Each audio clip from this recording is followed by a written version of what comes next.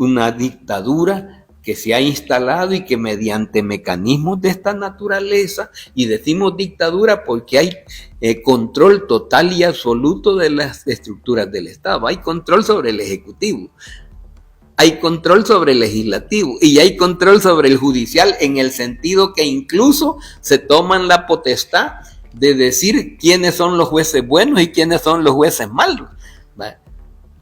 Y además tomarse la libertad hasta de iniciarles un proceso a estos jueces, un proceso de juzgamiento al juez sin hacer el verdadero proceso, porque no se dice el juez tal ha tenido estos y estos y estos casos y es como se llama, acusado de vulneración de cobertura del delito, porque si eso es así, entonces el Estado está obligado a demandarlo y a seguirle proceso, pero aquí lo que hacen es destituirlo. Algo así como quien dice, vamos nosotros a dictar quiénes pueden y quiénes no pueden, y ese es el derecho del Ejecutivo, y lo dice hasta el señor presidente. Y desde cuándo el señor presidente y por constitución tiene mandato sobre la parte jurisdiccional. No se supone que son 3 órganos de Estado diferentes, es decir, está el Ejecutivo, está el Legislativo y está el Judicial. Entonces está esa situación, pero además también hay que decir que lo que estoy sosteniendo, que aquí hay una dictadura en proceso de consolidación, que es lo que, para eso es que sirve el estado de excepción, para mediante la política del terror, del miedo de la gente, someter la voluntad del pueblo. Pero eso tiene sus límites, y entonces aquí es donde viene que tenemos que decir que el estado de excepción, yo no he venido aquí a decir aquí si es bueno o no es bueno, porque el estado de excepción como tal está definido en la Constitución y sobre qué bases es que hay que establecerlo. Pero ocurre que esos no son los elementos que están esencialmente en el centro de el planteamiento y el razonamiento jurídico por el cual se establece. Entonces, queda superado por sí mismo. La pregunta es superada no por mi opinión, es superada por la vida, porque es decir, está utilizándose todo esto con el objeto de justificar incluso los crímenes cometidos por el Estado. Vuelvo a decir, el Estado es responsable de ese muchacho que terminó muriendo en el hospital. El Estado es responsable de ese muchacho, pero no es solo él, porque ahora hay uno tiene que, el Estado es responsable, que trabajadores, estos trabajadores del restaurante que fueron detenidos siendo trabajadores, y que si la gente no hubiera presionado, deberían de seguir presos según el estado de excepción. Entonces, se puede detener a los trabajadores y llevarlos a que pierdan su centro de trabajo porque el régimen los detuvo injustificadamente. Es para eso es que se requiere el estado de excepción. Entonces yo creo que debemos nosotros de ponerle mente que realmente busque el estado de excepción, y yo vuelvo a sostener que lo que queda claro es que el estado de excepción ha sido establecido para mandarle el mensaje a la población: aquí mando yo, y el que no me obedezca a mí, entonces tengo la libertad de agarrarlo, vapulearlo, porque quiero decirles, allí en las redes sociales ha salido como detenidos, independientemente de si son criminales o no, pero una vez se han sometido, hay derecho de estarlo flagelando. ¿Tiene ese derecho el Estado? Entonces, y resulta que esa pregunta, pero no es por lo que yo les diga aquí, está allí, sí o no, de que lo han hecho, quién lo hizo y cómo lo hizo y por qué, pero ha circulado en las redes sociales en el momentito en que los están insultando, los están golpeando y los están amenazando de todo tipo de cosas. Esa es la esencia del estado de excepción, como lo entiende el señor presidente y lo entiende el equipo que él tiene, con el objeto de producir el pánico y el terror en la gente. es indispensable arrollar con todo el que se pone al paso para llegar a esos números escandalosos que son los que están en el centro de la discusión. Veamos si eso es cierto. Para detener a una persona es necesario un debido proceso. Y sí es necesario un debido proceso. ¿Verdad?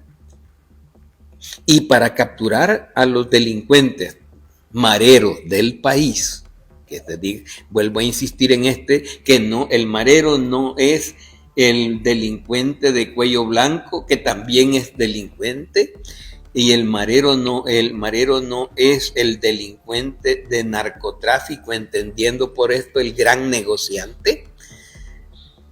En ese sentido podemos decir, y para detener a los mareros era indispensable el estado de excepción.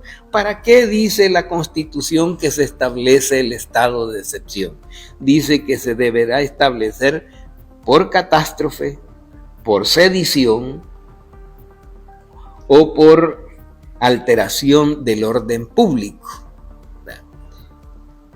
Pero si a mí me habían dicho que había una política, más que una política, un plan del control de la delincuencia que se llama plan de control territorial, ¿dónde quedó el plan? ¿Era una mentira? Y a eso se le ha hecho una gran inversión.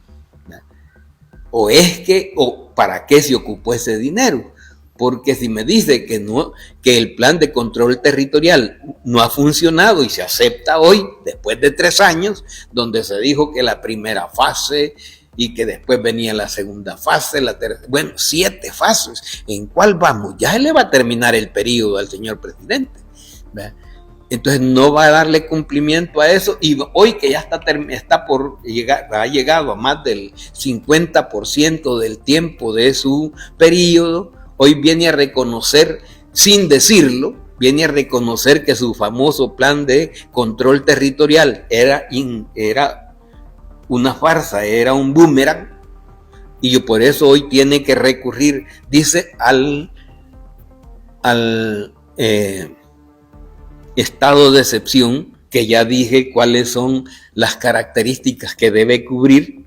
Hay catástrofe en el país, hay sedición en el país, hay alteración del orden público, válgase decir, pérdida total del control de la vida cotidiana de la sociedad. Y entonces ocurre que es cierto que ha habido un repunte de la criminalidad, particularmente con los homicidios, que habrá que estudiar cuáles son sus orígenes, ¿verdad? ¿Por qué se manejan así? ¿Y cómo es que de inmediato todo esto empieza a dejar de funcionar? Y entonces uno pregunta, y vuelvo a repetir la pregunta, ¿y era indispensable para capturar a los mareros poner el estado de excepción? ¿Y la policía ha estado haciendo investigación, sí o no? ¿Tenía ubicados los lugares y los puntos donde se podía controlar a los mareros? Parece que sí, eso decían. Entonces no era indispensable el estado de excepción. Yo no voy a decir si el estado de excepción es bueno o malo, el hecho es que está en la Constitución, pero no está para justificar eso, porque en buenas cuentas lo que se le quiere meter es terror a la gente, de tal manera que por eso es que uno no puede decir aquí no hay catástrofe, aquí no hay, ¿cómo se llama? No hay sedición en este momentito, no se puede alegar eso. Aquí no hay la pérdida, la alteración del orden público en todas las dimensiones como para decir que eso debe ser así. Entonces, ¿y cuál es el objeto? ¿No será que queremos meterle el pánico y el terror? Hoy resulta que la gente honrada no se puede reunir porque lo prohíbe esa ley. Hoy resulta que solo se pueden reunir para fines, dice, religiosos, o sea, en las iglesias, para fines de procesos deportivos como en los estadios y para actos culturales. Ajá. Entonces, ¿contra quién va eso? O sea que va contra la participación, organización de otros segmentos de la sociedad que tienen otras necesidades. Es decir, las organizaciones sindicales tienen derecho, ¿sí o no? Y se les vulnera ese derecho ahora, ¿sí o no?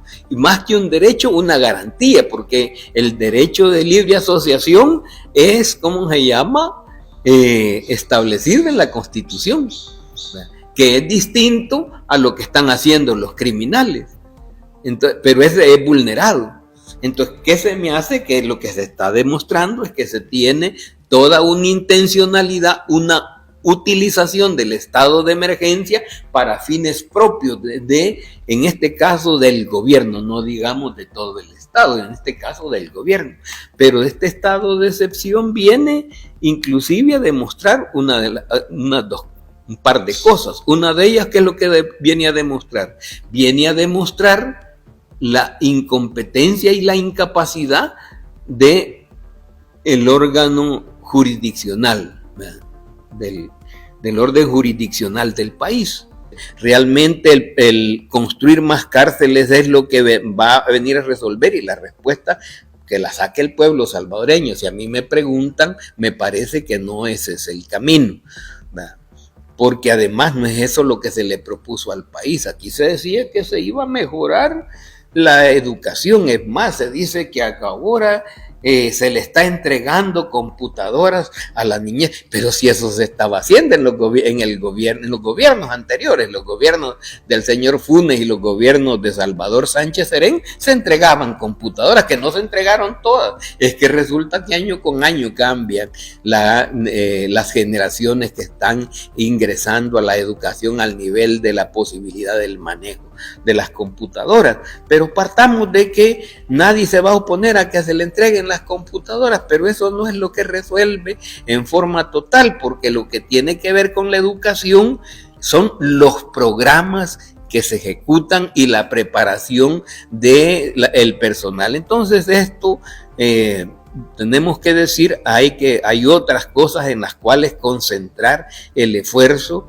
y esperamos que esto que estoy sosteniendo ahora deje claro que el procedimiento con el que se están desarrollando estas cosas no es lo que va a venir a resolver la situación de delincuencia que hay en el país, porque el abordaje que se hace no es para resolverlo, sino para sacar un núcleo de delincuentes hoy y preparar a otro núcleo, porque eso tiene que ver con los elementos estructurales del país, los cuales